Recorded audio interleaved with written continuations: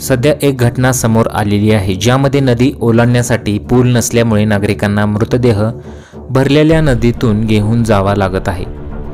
समोर आलेली घटना गडचिरोलीमधील आहे। या व्हिडिओमध्ये पुढे काय झालेलं आहे पहा। चॅनलवरती नवीन असेल तर MM मराठी न्यूजला जरूर सबस्क्राइब करा। गडचिरोली जिल्ह्यात पूल नसलेल्या नाल्याला पूर आल्यानं मृतदेह खाटेवर ठेवून भरलेल्या नाल्यातून गावी अंत्यसंस्कारासाठी न्यावं लागल्याचा प्रकार घडलेला आहे। भामरागड तालुक्यातील लाहेरी प्राथमिक आरोग्य केंद्र अंतर्गत गुंडेनूर येथील 50 वर्षीय काटिया करिया पुकांडी हे आजारी पडल्यानं त्यांना प्राथमिक आरोग्य केंद्रात दाखल करण्यात आलं होतं। उपचारादरम्यान त्यांचा मृत्यू झाला।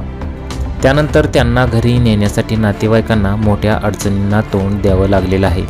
नातेवाईकांनी मृतदेह खाटेवर ठेवून नदी पार केली। हे दृश्य पाहून तुम्हीही थक्क व्हाल।